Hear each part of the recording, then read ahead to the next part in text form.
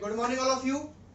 Last lecture जो ray optics का अपन ने बनाया था, फर्स्ट लेक्चर जो था, उसमें मैंने आपको प्लेन मिरर के कैरेक्टरिस्टिक जो बताए थे कि प्लेन मिरर की जो इमेज होती है उसके कैरेक्टरिस्टिक्स क्या होते हैं। एक बार मैं आपको फिर से रिवाइज करवा देता हूं कि कल मैंने आपको ये बताया था कि जो प्लेन मिरर होता है उससे बनने वाली जो इमेज होती है उसके टोटल मैंने 5 कैरेक्टरिस्टिक्स आपको बताए थे।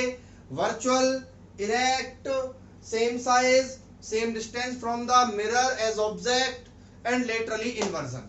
तो वहां तक क्लियर था, 10th क्लास में भी अपन ने पढ़ा था, वहां तक का वो कंप्लीट हो चुका था। उसके बाद अपन बात करते हैं आज स्फेरिकल मिरर के बारे में। तो अगला अपना टॉपिक आज रहेगा स्फेरिकल मिरर। तो जैसा कि नाम से ही पता लग रहा है कि जो स्फेरिकल मिरर है वो स्फेयर से बनता है। किससे बनता है? स्फेयर से। भाई स्फेरिकल मिरर, एक तो सर्कुलर मिरर होता तो सर्कल से बनता है ना, स्फेरिकल मिरर है तो किससे बनेगा? स्फेयर से बनेगा। स्फेयर से कैसे बनेगा? देखिए, एक स्फेयर लो, स्फेयर ग्लास लिया आपने, ये स्फेरिकल ग्लास है, ट्रांसपेरेंट है दोनों तरफ से, क्लियर। स्फेरिकल ग्लास लिया मैंने, दोनों तरफ से ट्रांसपेरेंट है, स्फेयर है ये, क्लियर। अब आप क्या करो, इस स्फेयर पे बाहर की तरफ पॉलिश कर दो। बाहर की तरफ हमने क्या कर दी? पॉलिश कर दिया इसको। मैंने बोला था ना मिरर कब बनेगा? जब आप पॉलिश करोगे। तो प्लेन तो है नहीं, अब स्फेरिकल मिरर है तो मैंने इसको बाहर की तरफ से क्या कर दिया? पॉलिश कर दिया। पॉलिश करने के बाद क्या करो आप, इस मिरर को बीच में से, क्योंकि अब देखिए बाहर तो पॉलिश्ड है लेकिन अंदर की तरफ की अपन बात करें, अंदर की तरफ रिफ्लेक्टर है, क्लियर। तो क्या करते हैं अपन, इसको यहां से इस मिरर को अपन आधा काट लेते हैं। आधा जब अपन इस मिरर को काटेंगे तो ये कुछ मिरर इधर वाला हिस्सा में ले लेता हूं इस मिरर का। तो ये मैंने मिरर का इधर वाला हिस्सा ले लिया तो जिस पे बाहर की तरफ पॉलिश्ड है और अंदर जो है वो रिफ्लेक्टर है, ठीक है। तो ऐसा जो मिरर होता है जिसमें बाहर, ऐसा स्फेरिकल मिरर जिसकी आउटवर्ड सरफेस, ये आउटवर्ड सरफेस है, आउटवर्ड सरफेस पॉलिश्ड होती है और इनवर्ड सरफेस जो होती है वो रिफ्लेक्टर होती है, ऐसा मिरर जो है वो क्या कहलाता है? ऐसा मिरर कहलाता है कॉनकेव मिरर। कौन सा मिरर कहलाता है बच्चों? ये कॉनकेव मिरर। तो कॉनकेव मिरर क्या होता है? ऐसा मिरर जिसकी आउटवर्ड सरफेस तो पॉलिश्ड होती है और इनवर्ड सरफेस जो है वो क्या होती है? रिफ्लेक्टर का काम करने लग जाती है। ऐसा स्फेरिकल मिरर क्या कहलाता है? कॉनकेव मिरर कहलाता है। आप इसकी डेफिनेशन को अगर नोट्स में लिखना चाहें तो लिख भी सकते हैं, अन्यथा कोई जरूरी नहीं है, ठीक है। हाँ, अब अगर मान लो कि इस पे बाहर पॉलिश ना करके आपने इस पे अंदर पॉलिश कर दी होती। अंदर पॉलिश का मतलब मैं ये कह रहा हूं कि स्फेरिकल मिरर था, बीच में से काट देते, स्फेरिकल मिरर था, यहां से काट लेते, इसको काट के और इसके अंदर वाले हिस्से पर क्या कर दी जाती? पॉलिश कर दी जाती इस तरीके से। यानी कि इनवर्ड सरफेस पर मैंने क्या कर दी? पॉलिश्ड कर दी। इनवर्ड सरफेस जो है वो पॉलिश्ड है जबकि जो आउटवर्ड सरफेस है वो रिफ्लेक्टर है, ठीक है। तो ऐसा मिरर कहलाता है कॉन्वेक्स मिरर। कौन सा मिरर कहलाता है? Convex mirror. तो कॉनकेव मिरर क्या होता है? ऐसा मिरर जिसमें इनवर्ड सरफेस रिफ्लेक्टर होती है। और कॉन्वेक्स मिरर क्या होता है? जिसमें आउटवर्ड सरफेस रिफ्लेक्टर होती है। ये आउटवर्ड सरफेस है इसकी और ये आउटवर्ड सरफेस जो है ये रिफ्लेक्टर है। तो ऐसा मिरर जिसमें इनवर्ड सरफेस रिफ्लेक्टर होती है और ऐसा मिरर जिसमें आउटवर्ड सरफेस रिफ्लेक्टर होती है उसको अपन कॉन्वेक्स मिरर कहते हैं। ये दोनों चीजें आपने 10th क्लास में पढ़ी हुई हैं, इनमें आप डिफरेंस बिल्कुल जो है जल्दी जल्दी करें भाई, दोनों चीजें आपको समझ में आ रही है, कॉनकेव मिरर और कॉन्वेक्स मिरर, क्लियर है। तो कॉनकेव मिरर क्या होता है? जिसमें आउटवर्ड सरफेस पॉलिश्ड होती है और कॉन्वेक्स मिरर क्या होता है? जिसमें इनवर्ड सरफेस पॉलिश्ड होती है। चलिए आगे की ओर बात करते हैं अपन इसमें। तो ये कॉनकेव मिरर और कॉन्वेक्स मिरर के बीच में डिफरेंस हो गया और देखते हैं, चलो अपन देखिए, ये वापस में ले लेता हूं कि ये जो मिरर है अपना कॉनकेव मिरर है,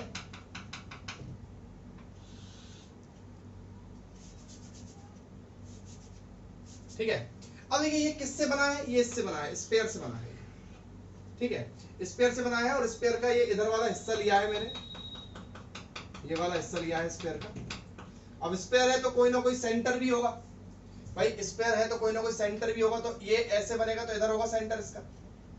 अब ये जो सेंटर है इस सेंटर को डिनोट करते हैं अपन सी से, तो ये सेंटर हो गया सी, और इसको बोलते हैं अपन, सबको पता होगा, सेंटर ऑफ कर्वेचर। तो आपसे कोई पूछे भाई सेंटर ऑफ कर्वेचर क्या होता है?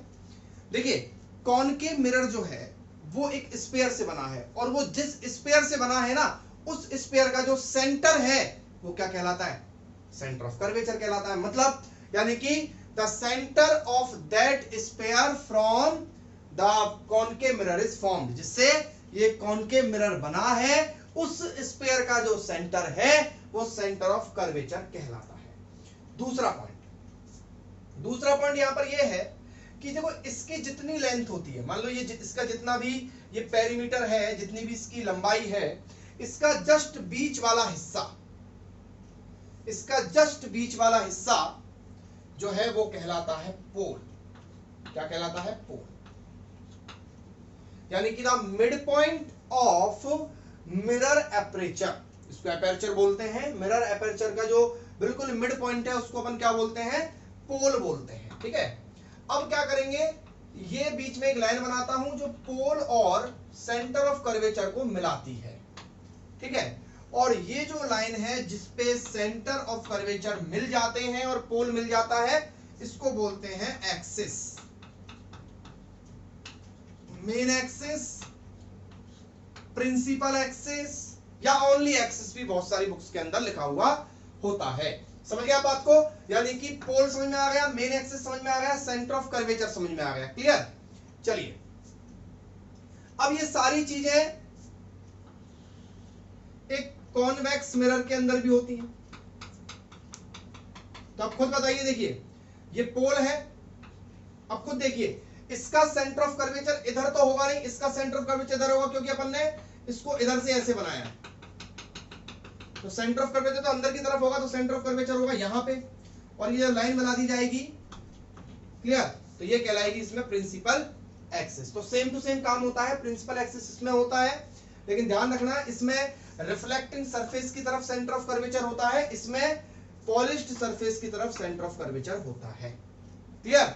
अगला पॉइंट, यानी यहां तक तो समझ में आ गया आपको कि भाई दो तरह के मिरर बनते हैं, कॉन्वेक्स मिरर और कॉनकेव मिरर।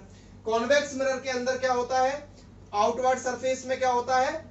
रिफ्लेक्टर होता है, जबकि इसमें इनवर्ड सरफेस रिफ्लेक्टर होती है। क्लियर है? Centre of curvature, main axis और ये सारी चीजें हो गई। क्लियर? अच्छा, देखिए पोल से लेके सेंटर ऑफ कर्वेचर तक की जो डिस्टेंस है, पोल से लेके सेंटर ऑफ कर्वेचर तक की जो डिस्टेंस है, इसको अपन बोलते हैं radius of curvature. Radius of curvature. Clear है? ऐसे ही इसमें रेडियस ऑफ कर्वेचर इधर हो जाएगी। तो रेडियस सारी जिस बच्चे को डेफिनेशंस लिखनी है वो यहां से लिख सकता है। What do you mean by radius of curvature? The distance between pole and centre of curvature is called radius of curvature. ठीक है, तो ये रेडियस ऑफ कर्वेचर हो गई। अब देखिए ये तो आपका, अब क्या होगा कि जैसे मान लो कि जब भी अपन कोई भी लाइट रे, अब इस पे लाइट रे डालते हैं अपन, ये लाइट रे आई मान लो इस तरीके से, ऐसे लाइट आई, तो अब क्या होता है कि जब भी किसी भी कॉनकेव, ये कौन सा मिरर है? कॉनकेव है। जब भी किसी कॉनकेव मिरर पे कोई पैरेलल लाइट आती है, क्या आती है? पैरेलल लाइट आती है, तो वो लाइट जो है वो हो जाती है कन्वर्ज।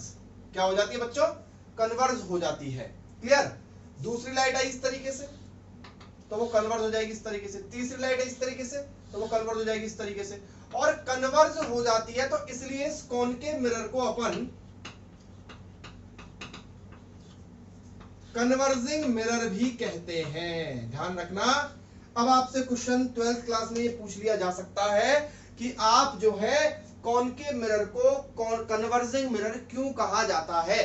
क्योंकि इसका आंसर ये है कि जब भी हम किसी लाइट को इंसिडेंट करवाते हैं कॉनकेव मिरर पर, तो इसका नेचर ऐसा होता है कि ये लाइट को किसी एक पॉइंट पर फिक्स्ड कर देता है। यानी कि कॉनकेव मिरर के अंदर मैं सीधी सीधी सी बात करूं, कॉनकेव मिरर के अंदर ऑल लाइट रेज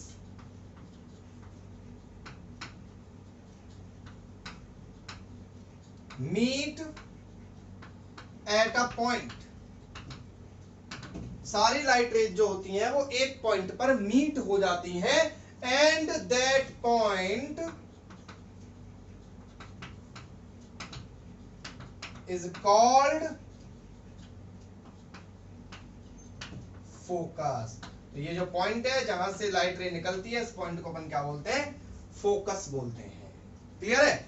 यानी कि व्हेन, इसके आगे पूरा लिख लेंगे, when light rays incident parallel, when light rays incident parallel, then all light rays meet at a point and that point is called focus। यानी कि जब भी लाइट पैरेलल आती हैं, पैरेलल आने पर वो क्या करती हैं कि जब आफ्टर रिफ्लेक्शन, रिफ्लेक्शन जब यहां से हो जाता है तो एक पॉइंट पे जाके वो मीट हो जाती हैं, और जिस पॉइंट पे जाके वो मिलती हैं उस पॉइंट को अपन बोलते हैं फोकस। तो ये सब रेडियस ऑफ कर्वेचर, फोकस और प्रिंसिपल एक्सिस, ये सारी चीजें आपको मैं वापस बना देता हूं। देखिए ये कॉनकेव मिरर है, बस आपको एक दो दिन बेसिक में थोड़ी सी बोरियत जरूर महसूस होगी, लेकिन आगे चैप्टर बहुत इंटरेस्टिंग है। ठीक है, इधर सेंटर ऑफ कर्वेचर था, लाइट इस तरीके से पैरेलल अपन ने डाली यहाँ पे। जब आप पैरेलल लाइट डालोगे तो एक पॉइंट से होकर निकलेगी, वो चाहे नीचे से डाल लो तो अभी वो एक पॉइंट से होकर निकलेगी, लाइट को कन्वर्ट करेगा ये मिरर इस तरीके से, और ये पॉइंट जो है वो क्या कहलाएगा, फोकस कहलाएगा। क्लियर? ऐसा ही इसमें होगा। देखो इसमें क्या होगा कि जब लाइट रे इस तरीके से आएगी पैरेलल, तो इसमें क्या होगा, ये डाइवर्ज होगी। क्या होगी? डाइवर्ज होगी। डाइवर्ज इस तरीके से नीचे से आई तो डाइवर्ज हो जाएगी, यानी कि फैल जाएगी। ऐसे पैरेलल आई और यूं फैल जाएगी। उसमें इसमें क्या होगा, पैरेलल आएगी और ऐसे मिल जाएगी वापस। इसमें क्या होगा, पैरेलल आएगी और फैल जाएगी। क्लियर है? तो इसमें क्या होता है, फैल जाती है, इसलिए ये कौन सा मिरर है, कॉन्वेक्स है, और इसको बोलते हैं डाइवर्जिंग मिरर।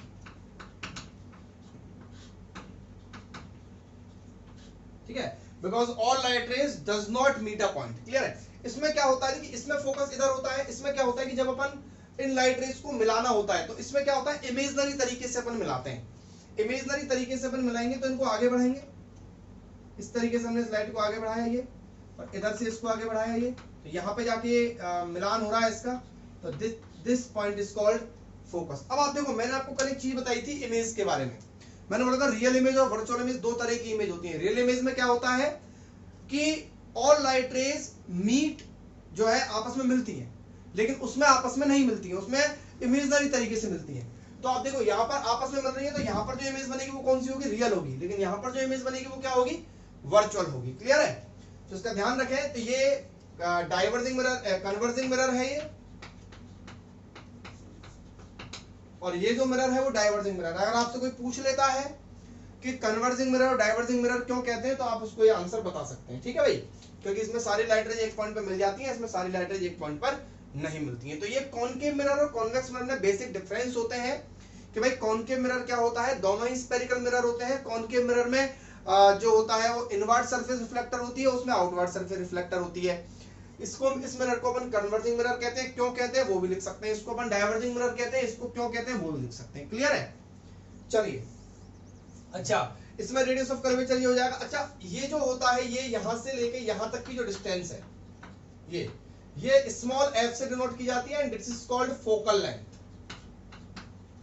ध्यान रखना, ये फोकल लेंथ होती है, और यहां से यहां तक की जो डिस्टेंस होती है ये होती है रेडियस ऑफ कर्वेचर। मैं आपको वापस बना देता हूं डायग्राम, इसमें थोड़ा सा कंफ्यूजन क्रिएट हो गया होगा। ठीक है, इसमें तो कोई दिक्कत ही नहीं है, इसमें तो ये फोकस हो गया, फोकल लेंथ f। क्लियर है? इसमें बता देता हूं मैं आपको, ये सेंटर ऑफ कर्वेचर है, यहां पर फोकस है, तो this is called focal length, और this is called radius of curvature. Clear? ये इसका, और इसके लिए यहां से ये सेंटर ऑफ कर्वेचर, ये तो हो गई रेडियस ऑफ कर्वेचर, और ये फोकल लेंथ, ये फोकस, तो ये हो गई फोकल। क्लियर है? तो आप दोनों चीज समझिए, रेडियस ऑफ कर्वेचर क्या होती है, पोल से सेंटर ऑफ कर्वेचर तक की डिस्टेंस, और फोकल लेंथ क्या होती है, पोल से फोकस के बीच की डिस्टेंस। चलिए तो अपन आज नेक्स्ट टॉपिक स्टार्ट करते हैं अपना, relation between radius of curvature and focal length. आपने छोटी 10th क्लास में पढ़ा होगा कि रेडियस ऑफ कर्वेचर जो है वो फोकल लेंथ का दुगना होती है, पढ़ा था, यानी कि radius of curvature is twice the focal length. अगर नहीं पढ़ा हो तो मैं बता दूं आपको कि रेडियस ऑफ कर्वेचर है r, ये फोकल लेंथ है f, ठीक है, अगर ये 10 है तो ये 5 होगी, ठीक है। तो इस तरीके से रेडियस ऑफ कर्वेचर जो होती है वो फोकल लेंथ का क्या होती है, दुगना होती है। तो आंसर क्या हो गया कि भाई रेडियस ऑफ कर्वेचर जो होती है वो फोकल लेंथ का दुगना होती है। लेकिन अब इसको अपन यहां पर प्रूफ करते हैं कैसे, ठीक है। तो देखिए कैसे, तो इसको मैं बोल दूंगा भाई अपना डेरिवेशन नंबर 1 स्टार्ट हो रहा है।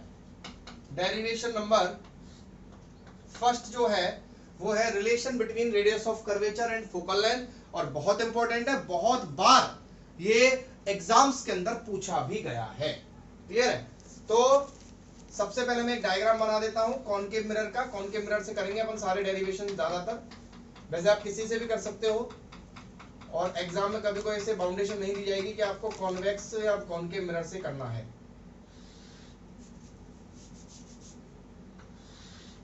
क्लियर? ये पोल है, ये सेंटर ऑफ कर्वेचर, यहां पर ले लेता हूं मैं, सेंटर ऑफ कर्वेचर है, ये फोकस है। क्लियर? अब क्या है कि भाई लाइट आई पैरेलल, इस तरीके से मान लो पैरेलल आई लाइट, तो आपको पता है एक पॉइंट से ऊपर जाएगी, उस पॉइंट को अपन क्या बोलते हैं, फोकस बोलते हैं। इस तरीके से एरो के साइन जरूर लगाएं भाई, बिना एरो के साइन के मजा नहीं आएगा। क्लियर? चलिए सर, तो यहां पर अपन ने इसको नाम दे दिया है, अच्छा मैंने आपको बताया था नॉर्मल भी होता है, एक नॉर्मल आपको बनाना पड़ेगा, इनके बीच में बनेगा नॉर्मल इस तरीके से।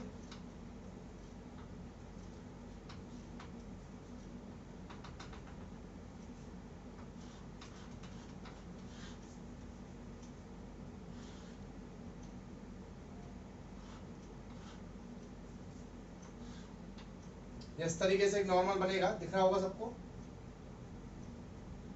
इस तरीके से। क्लियर? अब ये नॉर्मल जो है यहां पर मैं इसको नाम दे देता हूं एन। अब आपके दिमाग में ये आ रहा होगा सर ये नॉर्मल जो है ये सी से ही होके क्यों जा रहा है, क्योंकि देखिए नॉर्मल जो होता है वो किसी भी सरफेस पे परपेंडिकुलर होता है, और सर्कुलर हो, आपने 10th क्लास में पढ़ी होगी थ्योरम कि ये टेंजेंट है तो रेडियस इस पे 90 डिग्री का एंगल बनाती है, पढ़ी थी नहीं पढ़ी थी? तो इसका मतलब क्या था कि अगर मान लो कोई भी चीज 90 डिग्री है तो वो हमेशा उसके सेंटर से होके जाती है। क्लियर है? तो यहां पर ये नॉर्मल जो है वो इसके 90 डिग्री है, तो ये कहां से होकर जाएगा, सेंटर से होकर जाएगा। अच्छा ये एंगल मैं मान लेता हूं, ये एंगल थीटा है, तो बताइए ये एंगल भी थीटा होगा नहीं होगा? क्यों?